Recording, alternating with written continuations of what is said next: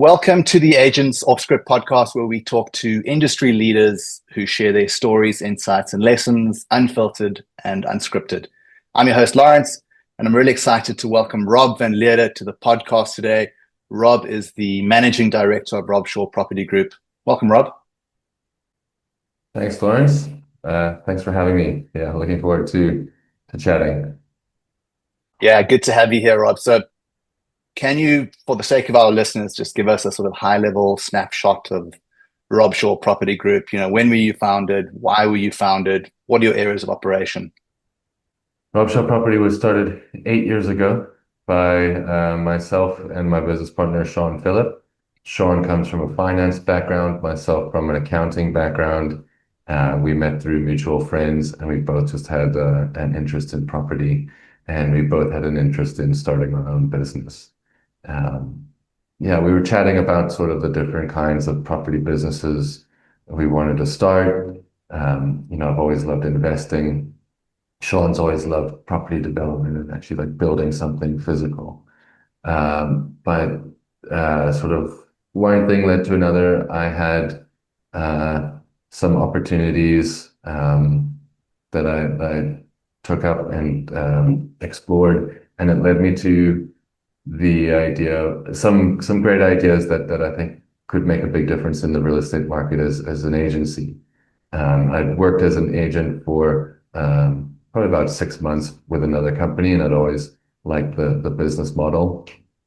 And so I had a couple of ideas that led me to believe that we could create something very cool in the agency space. And so yeah, I was chatting to Sean about that, and he and I both felt that there was sort of a gap in the market for really professional agency. Coming from professional backgrounds like we had come from, we thought if we can bring that across into the estate agency model, we could do very, very well.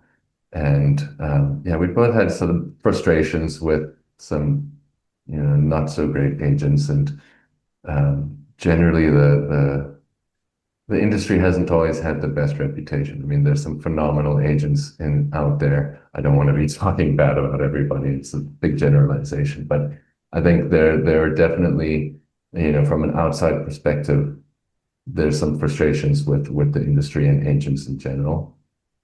And we wanted to, so wherever you see frustration and wherever you see people saying something's not that good, it means there's an opportunity to actually turn it around and do it differently and change that perception, or become the preferred the industry leader, the preferred agent that people want to use. Yeah, absolutely. I love that mindset of seeing opportunity where others are falling short. So as the managing director of Robshaw Property, how do you define your vision for where the group is heading over the next few years? The vision is always on client service and professionalism, and surrounding it, just building a team of the best possible agents, like-minded individuals that work very, very hard, tremendous work ethic, bright people that are actually experts in their field and providing value to clients, actually helping clients with the transactions, rather than just trying to make money. So we feel that, and I feel that the vision is on growing the number of agents that we have and growing that brand that is synonymous with excellence and customer service and providing value to the clients. And then once we've reached sort of a critical point where enough people have experienced our service and are been happily surprised with the results, that we become the only brand that people want to work with, is basically the vision. Something that I'm very fascinated with is the idea of company culture. You find that some companies nail it, and some, for some reasons unknown to them, just don't. Obviously, to attract agents, as you say, company culture is often quite a big draw card for someone when they're applying or when they're considering joining, a new company. What sort of internal culture or leadership principles are you instilling to drive your vision forward? Yeah, I agree that culture is hugely important, and a big one is honesty and integrity. I think if people act with honesty and integrity, that for the most part, people are going to get along. But we're very careful about who we hire and that they're going to, fit into that culture and expand upon that culture and grow a culture where people like working together. They like working for the company. Uh, they can excel because they're supported as much as possible. We turn our attention to the South African property market, for example. It's constantly shifting. Affordability, mixed use developments, decentralized cities, and property technology are all rising. How are you adapting at Robshaw, and how are you adapting your strategy in response to this ever shifting market? Well, it's a hugely competitive market, but the urban development is great for us. Urban development means that there are more transactions. Uh, it generally means a lot more investors in the market, and those properties generally transfer more quickly. People buy and sell more quickly as investors rather than people that are actually living in the properties. So more transactions means more business in the market. And so we are sort of priming ourselves to take advantage of that growth in the market and do a lot more transactions and grow our market share in those areas where we see growth. Um, yeah, you have to be adaptable to the changing markets. A big one is having a margin of safety, as it were. When the market changes, you need to be able to weather the storm, and then you need to be able to pivot. And well, sometimes it's just about weathering the storm. Sometimes you just wait out the bad periods, and then it comes back to good periods. Uh, but yeah, I think keeping an eye on it, and making sure that we're ahead of it. We're always looking at more opportunities and keeping an eye out. So wherever we see, oh, here comes a change, then we adapt to see how we can focus on that change and how we can prepare our agents better to talk to that market and prepare agents to target that market. So Yeah, that makes sense. And just touching on the concept of adaptability and being agile, I mean, have you considered any new systems, things like digital platforms, data tools, client experience enhancements to stay ahead? yeah, absolutely. Wherever we can get some new technology, some new systems that can assist us and assist our clients and give our clients a better service, we absolutely jump on board with that. And we're about 35 agents at the moment, relatively young, relatively flexible. So we don't have, set in stone kind of ways of doing things. So we can adjust quite quickly, and having that flexibility is definitely an advantage that we have.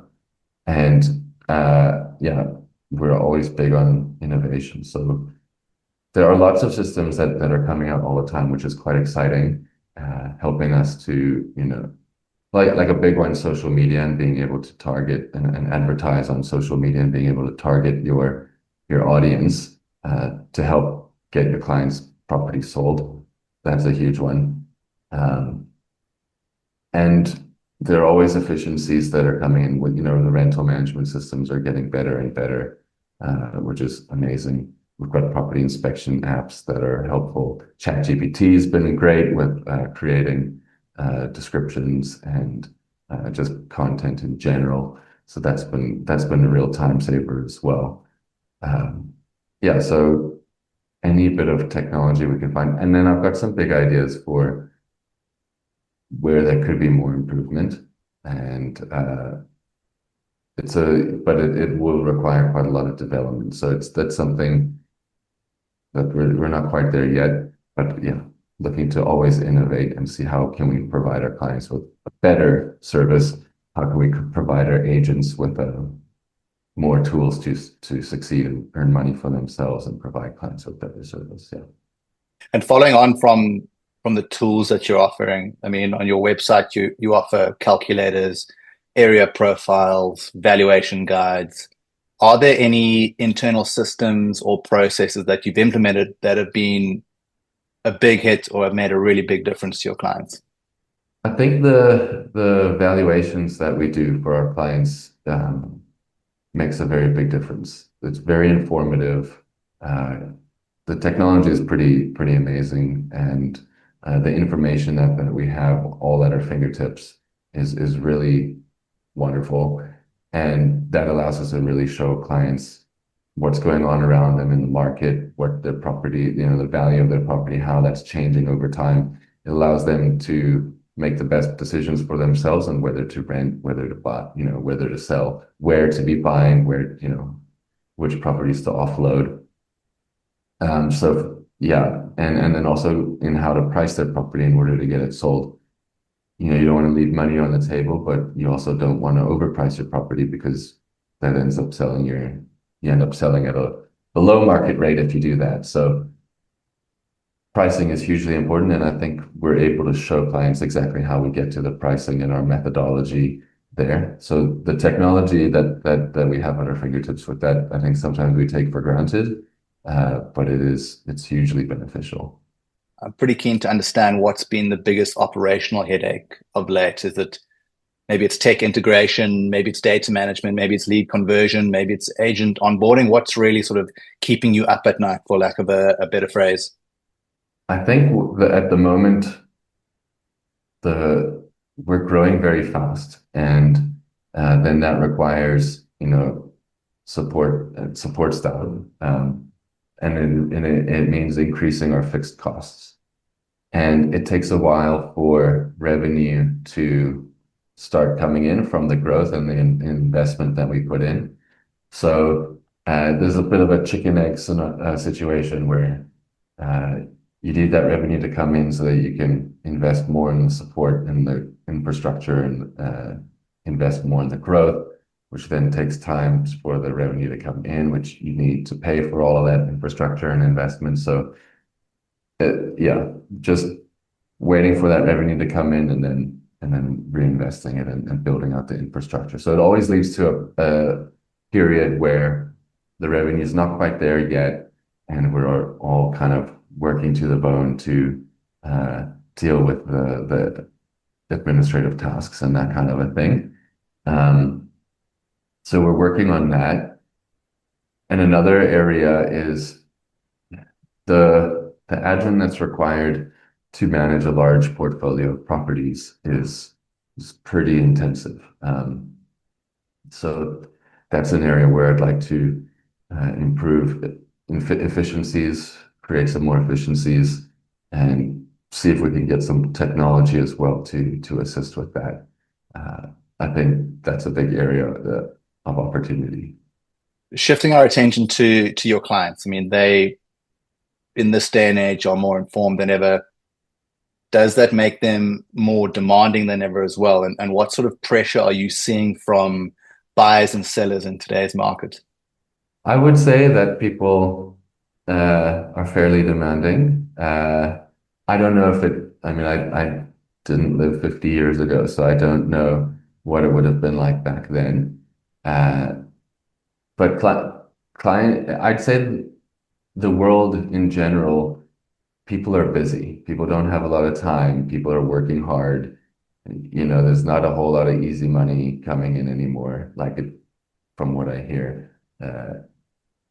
Back in the day where living costs were a lot lower and incomes were higher. So I think that comes through. I think we deal with people that are under pressure, and they then put that pressure onto us as well to perform. And for the most part, that's great. We then are able to meet that pressure and beat their expectations. But it also means that in a very competitive environment, we're competing against a lot of other agencies, and a lot of them are, bringing their prices down, undercutting the market, and and so we have to explain to sellers, you know, going for the cheapest option is not going to result in the best result for you. So it's better that they invest a bit more in who's going to be representing them in their transaction and advising them in their transaction so that they get the best result out at the end of the day. And that is quite a challenge, but I think everyone has that same challenge in the industry. So uh, yeah, that comes with the territory, and it's just about building that brand so that people know, okay, the service is worth it. It sounds like it's a bit of a balancing act between price, speed of sale, and a little bit of transparency in the process. Yeah, there is a lot of balancing act. In order to provide a great service, you have to incur a lot of costs. It's actually a lot more expensive than people think. Like you say, all these systems that you have that you're investing in, all the new technology in order to help clients get the best result, it doesn't come for free. Advertising, incredibly expensive. So incurring all those expenses, there's a minimum amount that you have to charge in order to stay in business. And if you want to have great agents that are actually going to be providing expert advice and representing the clients, providing clients with the best service, they're not going to do it for free either. Excellent people have a lot of opportunities where they could work elsewhere for if they're going to make more elsewhere. So you have to pay the agents very well. So people need to realize that it it does cost a bit to actually to hire the best agent to get the best result. It ends up with more money in your pocket, ends up with a smoother transition, no headaches. I'm quite interested to get your thoughts on this one. So Cape Town at the moment is under real strain with rising demand and limited infrastructure. How has that market pressure shaped the way that you operate at Robshaw? The increased demand is obviously great. It makes it easier for us. It means more transactions and it makes it easier for us to make sales.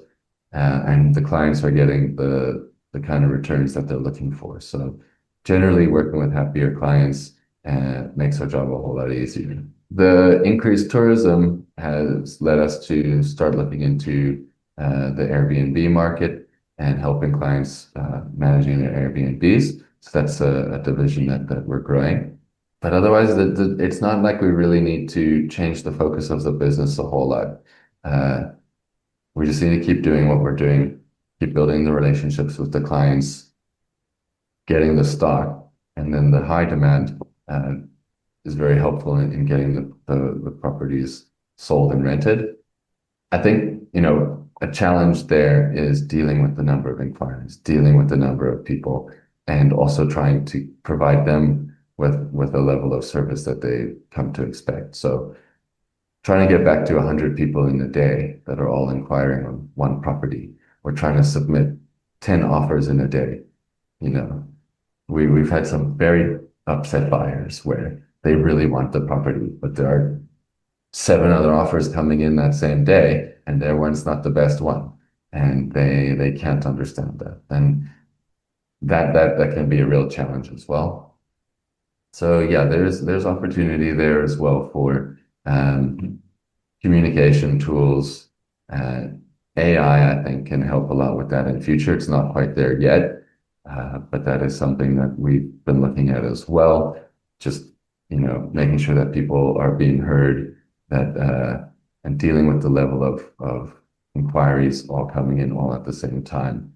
Yeah, and just to clarify, Rob, so when you talk about inquiries, you're referring to both, people that are interested in purchasing a property, but also people that are interested in listing their property with you to sell. I would love it if we got 100 people inquiring in a day to list their property with us. Um, yeah, mostly I'm talking about inquiries where people are looking to buy or looking to rent.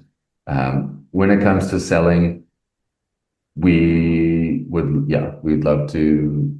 I think there's also an opportunity that we can do, use technology on our side and attract some sellers and attract some landlords. We haven't really focused on that area yet. Um, we focus more on the direct communication, face-to-face phone calls, and we find that working very well for us. Uh, so that's another area of another avenue of marketing that we'd like to use. But again, it's the cost of that and the payoff from that and how we deal with that and the the amount of effort required. Well, and we don't really have also the human resources for that. We don't have a an individual that would be able to have the time to focus on that and give it the attention that it needs for us to be able to do that just yet. So that's something, yeah, for the future once we've grown our team, like I said, it's all about balancing. So when the revenue's in and we've got bigger budgets, then that's something that we would look at doing. But what we're doing at the moment, I find works better than that marketing. And just in terms of expanding on the idea of attracting new homes to sell, and we've established that the tools that you provide through your website, they offer sellers, things like the valuation calculators, market insights, etc. What's your primary way of attracting new homes to sell right now? I mean, you've mentioned the sort of cold calling, face-to-face referral and reputation approach, but are there digital channels, like targeted ads and social media campaigns that you're starting to utilize and are starting to yield results for you? We've started getting some inquiries through our website, and yeah, we obviously try to have the highest level of SEO possible for our website. Um, and I think that has helped for sure, but it wouldn't be enough to sustain an agent. So really we have done targeted advertising where we've got almost no results from. So, and that's obviously not cheap. So to spend the amount of money on that, I think maybe we could set aside a budget and experiment with it a bit, but at the moment it's not our focus. So really how we're attracting clients is through our agents. Our agents are out there building the relationships and meeting with the people, seeing how they can help, talking to them as much, networking, calling, seeing how we can assist, how we can add value, and staying in contact with them because people don't all need to sell their house right now, but everyone needs to sell their house sometime. So when it comes to that time, we want to be the people that are front of mind. Yeah. And so what is the approach to winning over property owners in what is quite a competitive landscape? There are lots of agencies fighting for stock, essentially. Do you find that sellers are valuing brand trust? Are they valuing digital reach? Or is the sort of the promise of a higher price when they're making a decision on who to list their property with? It's a number of those factors that you mentioned. Brand is a big one, but there are a lot of strong brands out there. So we don't, that's not usually the reason that people don't work with us. Um, and it goes both ways. Some people don't like the big brands. They want to use a younger brand. And so sometimes it works in our advantage. Sometimes it doesn't. I think a lot of it is the agent that the person is talking to and how does that person come across? Are they knowledgeable? Do they know the area? Do they understand the figures? Do they understand how sales of other properties in the area is affecting that person's property? Do they understand the features within that property that are actually going to be valuing their property higher or lower than other properties in the area? So I think it comes down to the agent and how knowledgeable the agent is. And if the agent can get that across, present themselves where it comes across that they are knowledgeable and that they're the expert in the area, then the owners are very happy to work with them. Yeah, so it's one thing being an expert, it's also the other thing showing that you're the expert. So our agents have to be good at doing both. Yeah, that's very well said. What part, Rob, of the whole acquisition process do you feel is the hardest to scale at the moment? I mean, is it sort of lead generation? Is it the conversion rate, or is it keeping the sellers engaged until that deal closes? I'd say that the hardest part of the business is the getting the listings. Lead generation is not too difficult. Um, Definitely having agents that can convert those leads into listings and having a lot of those agents, because you need very good agents. And like I say, they need to be experts in the area. They need to be just experts in a number of things: communication, experts in negotiation, experts in finance. So they really need to be uh, well-rounded individuals and smart individuals. And finding people like that that are going to work on a commission-only basis is that's our biggest challenge in scaling. Yeah, it sounds like quite an interesting conundrum, to be honest, because you're relying on your agent's know-how and ability to convert. And I'm quite interested to understand if there are any systems or tools out there that maybe make that conversion process a little bit smoother, or is it purely just, centered around the agent's ability to close? There, there's, I mean, yeah, training material definitely can help. Um, there is technology, like obviously YouTube is fantastic for that. There, and there are technologies, courses that agents can sign up for. We don't really use them that much. We focus more on our in-house training, and Zoom has been a fantastic technology. Zoom and Teams, the online meetings has been a huge help in that regard. So very easy for agents to attend. We do training every week, and very easy to get our messages across and do our presentations. So that's a big area where technology's helped us a ton. And yeah, I think we've thought about it a lot with having those programs where the agents watch a video. Just you do the training, you record it, new agents come in, they can watch the videos. But they don't they don't always do that, or you don't always know how much they're absorbing. So uh yeah, that's an area as well that I think long term, having a system where watch the video, take the test, and keep doing that on and on. We've done that as well. We've had agents, they have to watch the videos and then they take the tests. And for some reason, you got agents that are amazing at the tests that are horrible agents, and vice versa. So, at the same time, the proof is also in the pudding.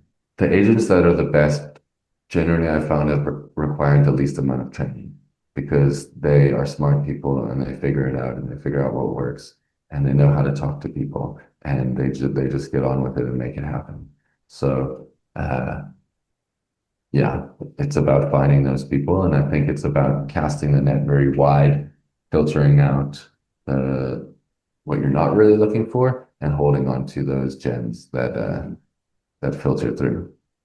And if we just take a step back, Rob, and look at Robshaw Property Group sort of holistically as a whole, what would you say is working exceptionally well at the moment? So the agents that we have on our team are phenomenal. Uh, they have insane work ethic. They're great at talking to people. They have the right. Um, they've got the ethics and the honesty that is kind of not is not normal for the industry, I guess. And they're just fantastic people. So that's been working for us really, really well. And we have been doing quite well at recruiting more of those types of people. Um, Takes a while for them to get on their feet, but so we're investing a lot in that, in recruiting new people with similar personality traits to our existing agents, fitting them into our culture. I think we've got a good culture at the moment that we need to work really hard to maintain and improve if we can. So I'd say that, yeah, but that our people, that's what's working for us at the moment. Excellent. And conversely, what would you say isn't working well at the moment? What needs a little bit of attention?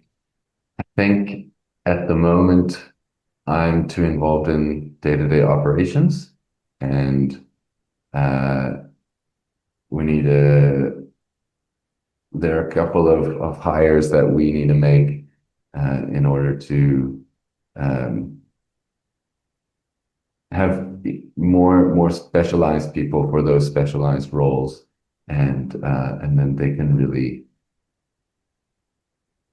use their specialized skills to really give that role the attention it deserves, and grow the business in that regard. So that uh, myself trying to wear five different hats kind of thing is um, not as good as five individuals that are all experts in those areas, pushing those areas really hard. So obviously the challenge is the budget and getting the income coming in so that we can afford those people. And looking ahead, what's next for Robshaw Property Group? I mean, what does the next 12 to 18 months look like for you? Well, we are going to be opening an office in London, which is very, very exciting. That is the plan. And very excited about that. It's a huge market, and it'll help a lot with our clients here in South Africa, and it'll help our agents as well, having communication with an international team, international buyers and sellers. So I think that fits in line with how we can provide better service for our clients. And it also hedges us against the South African market. If something happens in the South African market, uh, then hopefully our international market will be growing at the time that we things are not going as well in South Africa. So having that hedge is going to be great. Um, and yeah, I'm excited also about seeing how things are done over there, seeing what ways we can use good things that they do over there, bring them here, and vice versa. So I think that's a really big opportunity for us that I'm really excited about that. And then just tremendous growth in general. I think you're going to see the number of agents that we have on board should be growing pretty extensively in the next 18 months, 12 to 18 months. I think that's pretty much the focus for 12 to 18 months is going to be the growth of the number of agents, of top agents, um, which will allow for more exposure as well in Cape Town. And then yeah, the international business is going to take a while to take off. I don't Yeah. think people here are going to take note of that for like another 5 years or so. But definitely in 12 to 18 months, people will start to notice our name out there a whole lot more with the larger complement of agents, and our agents will be another 18 months down the line, they will be better known in their areas, which will allow more. They'll be making more. Those relationships will be growing, and those leads will start converting. So yeah, there's lots of growth coming. That sounds super exciting. I think opening an international office and scaling are two great goals to have for the next 12 to 18 months. And I wish you all the best with that. So, one question that I always like to finish off these podcasts with is if you had a magic wand and you could wave it and it would fix just one thing in the business that's holding you back, maybe it's slowing you down, what would that one thing be? Financing is probably that would probably be that would probably help the most at the moment. Then we'd be able to make those hires that we need to make, and be able to invest in growth quite quickly. Uh, there's also opportunity for acquisitions, so that would also accelerate growth.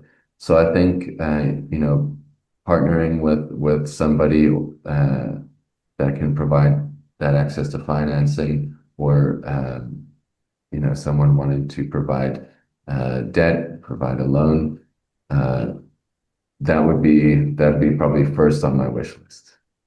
Rob, thank you so much for your time and thanks for jumping on the podcast with me. I've really enjoyed the conversation. Wish you all the best with all of the goals and scaling the business. I'll certainly be keeping a close eye on Robshaw Property. Awesome. Thanks, Lawrence. Thanks for having us. Thanks for having me. And yeah, see you soon.